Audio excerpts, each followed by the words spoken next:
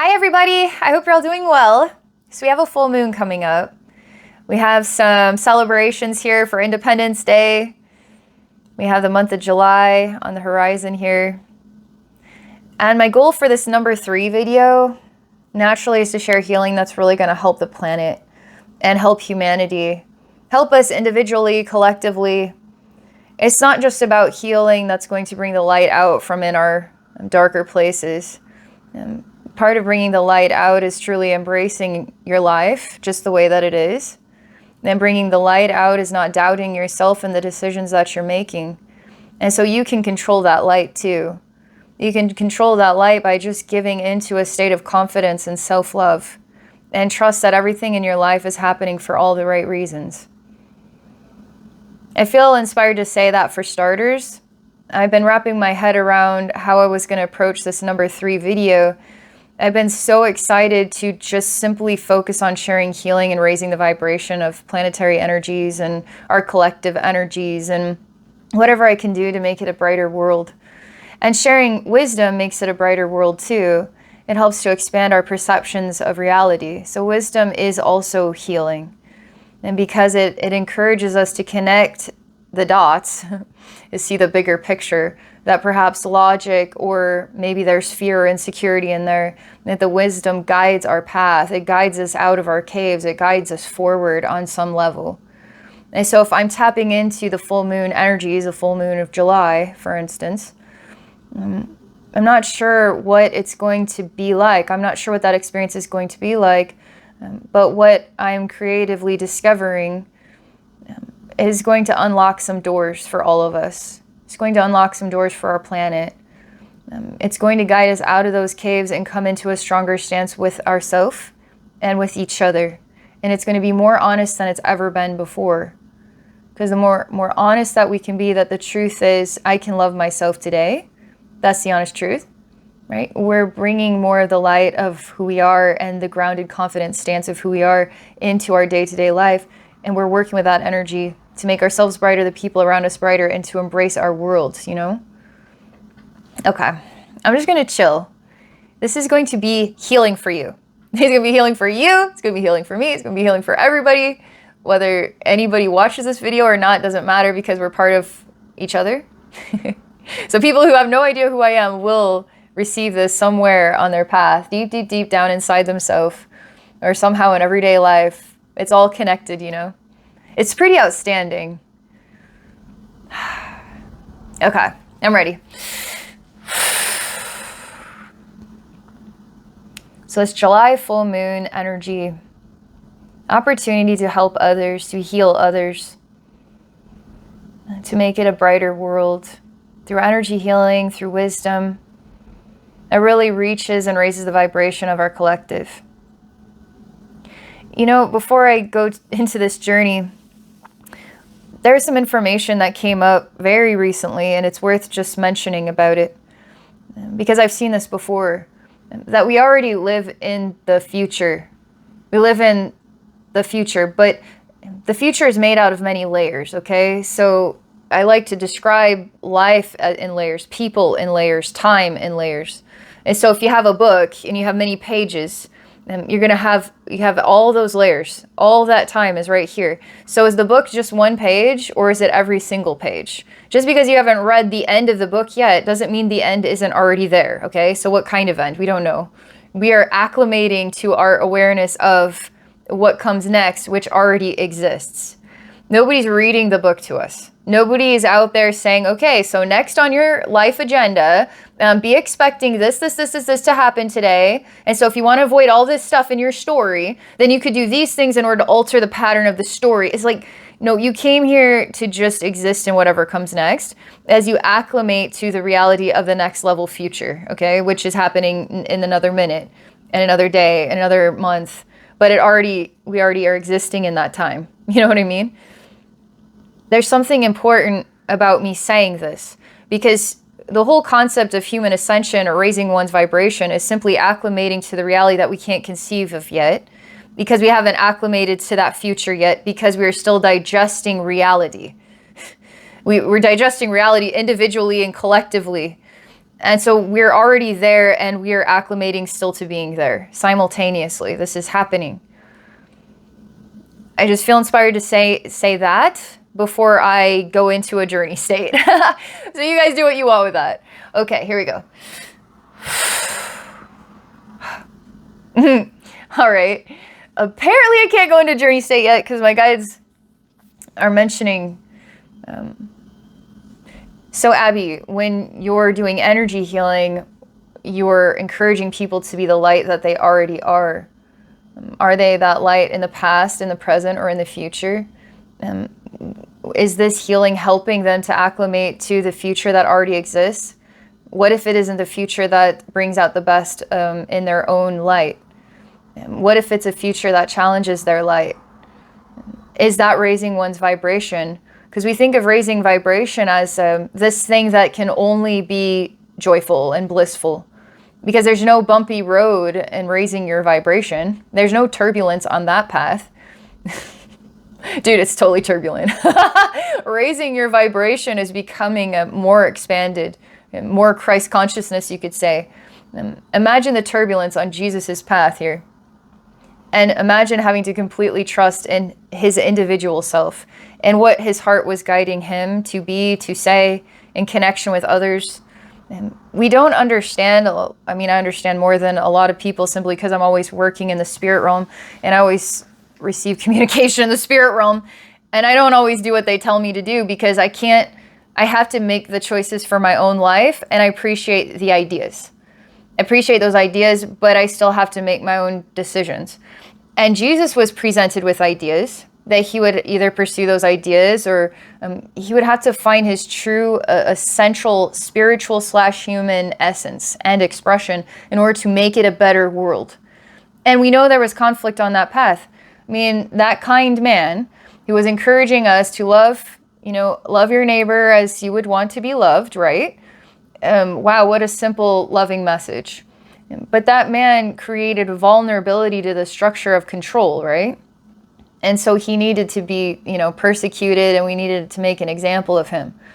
So then any kind people that come after Jesus, you're going to know how kind people are going to be treated on this planet. So if you even think of getting other people on the bandwagon of love, expect to be hung on a cross. It's Jesus' story. It's the weirdest thing. I remember being a kid and going to church and wondering why that is such a big part of the presentation.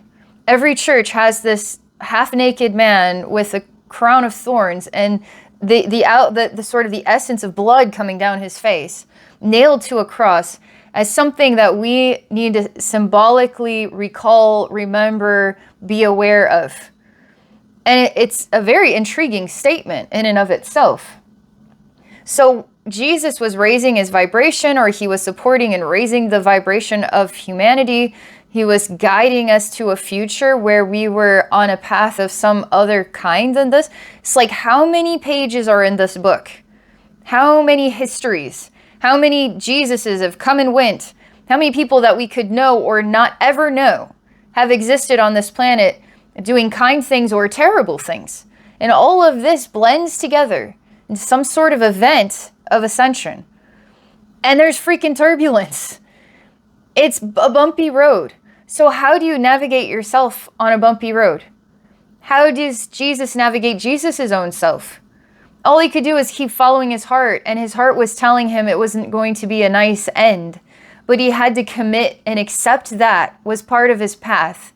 It was part of who he was. That his path was who he was. It was his message. And that he trusted wholeheartedly in that path. Do you trust wholeheartedly in your path? Are you able to find your heart and your heart's guidance on this path? Are you able to make decisions and just take ownership of those decisions as the best decisions that you can make at this time? Life isn't always going to fall into place the way all of logic and all the right decisions have outlined the pattern that proves it should have worked out better than this. It worked out divinely. It's worked out divinely. And if you want to be in friction with the way it worked out, you can absolutely do that. But why? you know? Why not bring it back inside yourself and trust? Just take a strong stance here of trust. It's the Jesus level trust. It's acceptance completely in the path and whatever happens on that path. It's complete and utter trust and acceptance and self-love and love of others no matter their choice. That's unconditional love. That's what Jesus represents, unconditional love. The guy that they show you, the statue, the church, is symbolic of unconditional love. That guy went through that and still forgave everybody who did that to him. There's something important here in this message. That's why I feel a bit of avoidance in going to this journey, because they're showing me this picture and reminding me this other conversation and some other thoughts that I had about time, past, present, and future, and the book of time, and all the pages and all the layers that are all happening simultaneously, and how we are acclimating to the reality of the future. And I've been thinking about Jesus too, and now they're showing me this path of Jesus and the inspiration to remind you all of all these. I'll let you connect all the dots, but there's a reason why I'm guided to talk about these things right now. All right. Hopefully there's something in here. I swear I am going, I swear it. I'm going to chill, and I'm just going to see here. Maybe this is a message of wisdom. And maybe there's some gentler healing in this message too. Okay, what can we explore here in the journey state, or is there anything else that is valuable for me to just simply talk about?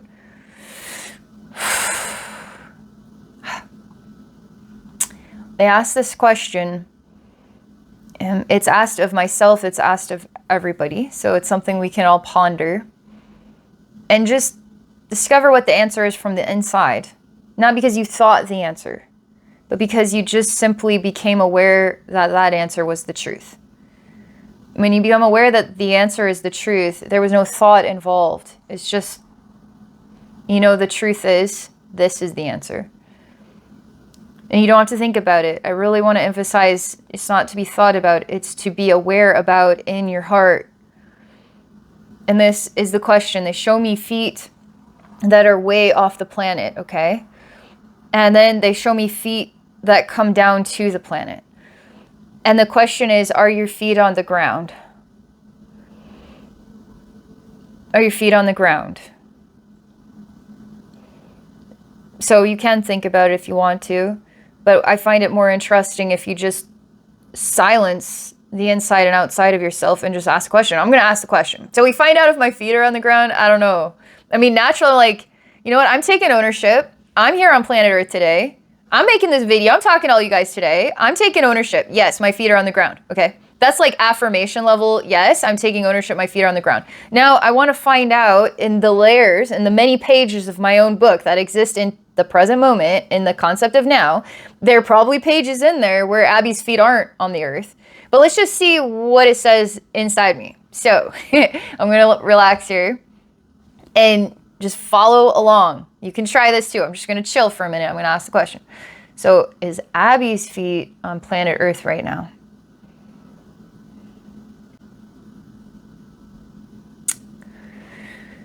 I'm shown a representation of myself, and it looks like I don't know. I want to say a white bird, but it's more like a smudge of a person that also has extremely long wingspan, and it doesn't necessarily represent an angel.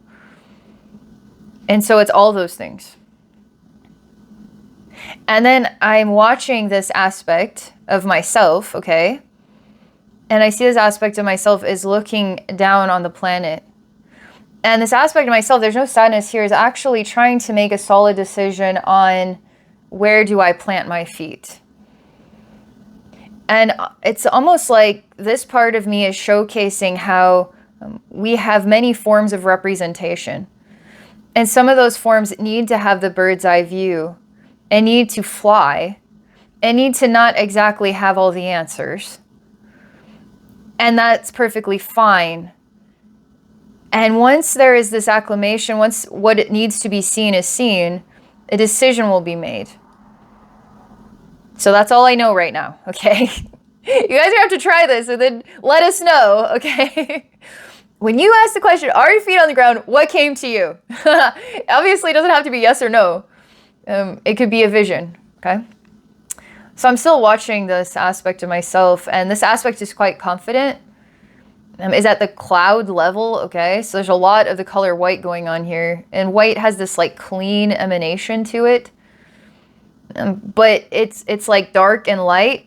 Dark isn't always gross and evil and twisted. Sometimes dark is absolutely beautiful, valuable, precious. Same thing with white. White doesn't always mean light and perfect and heaven. Sometimes light is an extremist. Sometimes light is the almighty answer that enslaves the human race, okay? Sometimes the light, I am the God, voice of God. I am the guru that has the answers. Yes, please tell me the answer. Yes, you seek my wisdom. I am the light. I'm telling you, light can be an extremist. Light can be a really disturbing manipulator. Sometimes we follow the false light. So wouldn't that be dark, Abby? No. Sometimes you will find light that is very disturbing. Okay, so all exists. All is true. Okay, so this is clean. This is trying to get the bird's eye view. This is fresh, brand new sensation. It has confidence in itself. I can't say that today I've necessarily had confidence in myself today, like completely, because I've been going through some sort of emotional and digestive translation in my heart, my feelings. So more of the surface level me today I don't feel like my life story today has been about confidence. So it's interesting to see this confident me in the sky like this. So it proves the book that we have other aspects of ourself doing other things. While this part is focusing on emotional stuff, this part is focusing on confidence stuff. And we're going to blend together eventually. It'll all come together eventually. Okay, so let's see what else about this me. Oh, I go talk to myself in the clouds. This me is two me's. It's a person and it is a bird. It is a person with a bird friend. And the bird is always like in this levitating place of flying. And this person is just like a peaceful shepherd kind of thing. They even have like a little shepherd like with a little curve at the end. And they show me that in the sky here, there's actually ground that they stand on. And I'm suddenly standing on the ground that they're standing on. I don't see any sky at all. And I'm a bit baffled by this.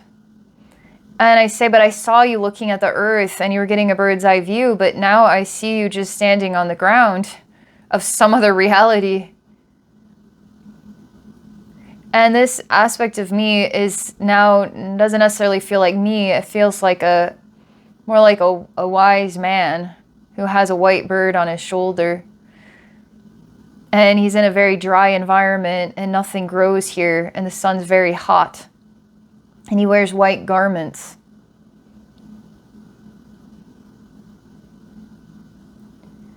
He shows me that he himself is also a doorway and that I could walk through him to see through his own eyes. And I tell him, you know, I'm talking here to my cell phone, which is a video that people will access in time. I've been talking about these things. And we're just simply asking the question, are our feet on the ground? And now I meet you, and now I find this other dimension, and then it's me, but it's not me. And now you're a doorway. And I say, boy, life's interesting. It's like, it's one breadcrumb after another. It's like the Hansel and Gretel story. Where are the breadcrumbs leading you? Back to home? Will they be eaten by the birds and you lose your way? Find yourself to the wicked witch's house that tastes like candy? Life is like so freaking crazy. Okay. He smiles. He's pretty simple. He's very peaceful. He represents pretty much peace for all eternity. He's not an extremist. He's pretty neutral. I mean, he does have an emanation of Jesus, but he also reminds me of Gandalf from The Hobbit. And I've been thinking a lot about The Hobbit. I just did this sort of workshop on Patreon, and I really enjoyed meeting the Hobbit characters in the energy world and getting to know their messages in a new way. And so he's not Jesus and he's not Gandalf, he's his own essence. And through myself, I was able to find him through this question then as well.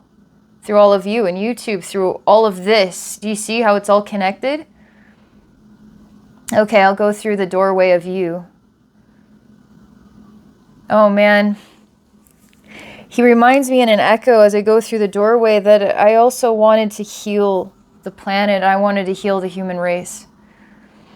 And I hear the echo, which isn't in words, it's in a sensation of those words. And I come to a place that is dark everywhere, but it also is the same dry ground, but it's not a blue sky. I was previously with the blue sky and dry ground. This is dry ground and a dark sky that has no stars. And there's another man that greets me here, and he has noticeably 3 eyes. These 2 and then a 3rd eye, and it's all very noticeable. He has a red hat that comes to a point. He has a massive white and gray beard. And he has a very thick sort of red robe. And he also carries the same staff, like a red, and it's got like a question mark shape at the top of it. Like a coat hanger staff or something. He has a white lamb next to him. And he shows me the staff becomes a knife, and he stabs the lamb in the heart, and the white and the red start to blend together. And he tells me that there's a doorway through that sheep, that lamb. And I kind of look at him like the opportunity to go through a doorway where I'm going through the wound that was just pressed into a healthy body of an animal. I say, okay, sure, why not? Think about the energy world, you can go anywhere. Only you will hold yourself back. You don't have to hold yourself back. There, you can learn something from anyone. And that's why being judgmental is just holding you back. When you don't evaluate things and then take hold of, well, that's disturbing. Yeah, I don't want anything to do with you. But you don't know if this is a challenge. You don't know if he's challenging you to go someplace that is, you decided in your ego, in your mind, that represents discomfort. I don't really understand the path yet. I won't understand the path until I go into the path and acclimate to the path. Then I will truly receive the path, okay? In all its strangeness, in all its dried out, nothing grows here. Here's another doorway from a nice man to a man who stabs sheep, apparently, to another doorway. So I can't really judge any of this stuff. I gotta just keep going until it makes more sense, okay? I go through the fold of this wound in the heart of this animal. And the animal sacrificed itself. The animal made the choice to be present with the man in the red robes. The animal was prepared to die. The animal was stabbed, and their union and their purpose for these 2 souls, as a strange-looking man, right, and this sheep, their union or their work together is complete. And it's complete for all the right reasons. It's complete, okay? And so I go into the wound, which isn't a wound at all. It represents complete. It represents complete. So I go in that wound and I feel that truth there. Nothing was taken from the sheep that hadn't already been given in time.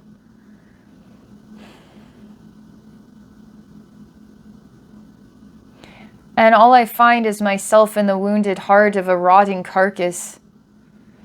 And I leave the wound and I say, this was no doorway. And he said, but did you find your answer?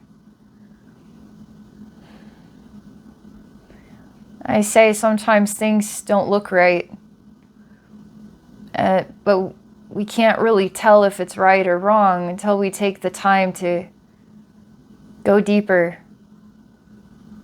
If we aren't afraid, we could go deeper and discover something we didn't anticipate to be there. And that's kind of cool, you know? That doorway was just simply to understand that the bond between an animal and a man that looks not exactly human. His skin is gray as well. He has very oversized kind of fish lips, but a very long beard, very thick beard. And this sheep and this man were working together as one until their time was complete. Their soul's journey together was complete. Just because I see that as a painful thing, it was simply a doorway for the spirit of this sheep to move on to other things and for the man to move on to other things. And I say, how come I feel incomplete? Because I'm just standing here. Maybe I needed to feel more prepared for what was about to happen. Maybe I don't know how to be okay with the simplicity of this because I didn't expect that. And he just smiles, and I push through an unexpected doorway back to the other man. He has a white bird on his shoulder. He tells me ahead of time that he has no intention of killing this bird. And I say, well, what decides any of this? What decides what will kill the bird? If it will be old age or some other animal or you, I'm not sure. Circumstances. He smiles and he hands me the bird, and I go back to the original scene where there's just a bird kind of stuck in place in this confident aspect in the clouds, looking down though. Can actually see through the clouds to see a vast perspective of the planet. And this part of me nods and becomes the bird, and the bird becomes animated and it flies. And I'm still kind of confused, and now I'm back on the planet actually with the me that made the affirmation that I'm taking ownership and that I'm here today.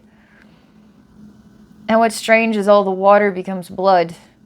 And I can see it. It's weird. It's like I can take the bird's eye view, and then I can stand on the planet and I see across the horizon for quite a distance, and anything that is water is now blood.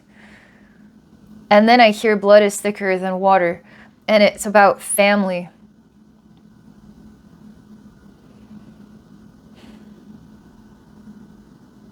It's not about the type of water that you drink or maybe the blood that you drink. This is about blood is thicker than water, and it's about family.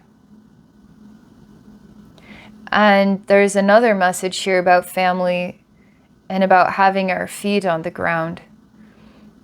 And that family, it's almost like gives us our path, then gives us our steps, gives us our purpose. And then they take me to that Hansel and Gretel I was mentioning.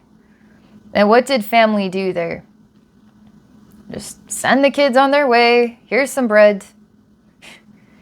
So family created circumstances where Hansel and Gretel take care of themselves through this strange time in their life. And they find themselves at a real problem. It seemed like the solution until they got deeper. Then they were up against something else. And through life, we discover what we are made out of. We discover what we're made out of, and that we grow. We grow through these exchanges. They tell me to open my eyes, and it feels like a good time to open my eyes. Because Jesus found out what Jesus was made out of. And we found out what Jesus was made out of. We are finding out what we're made out of. And only in time, or only through the experience of time, only through living can we acclimate to the future. And it's like, don't hold yourself back. Don't put up a wall of resistance to life and to living and to the path, no matter what it is. And no matter how many strange paths that are within a path, within a path, within a path. Even if it's not quite the satisfying answer or the satisfying next step you thought, it's still a step.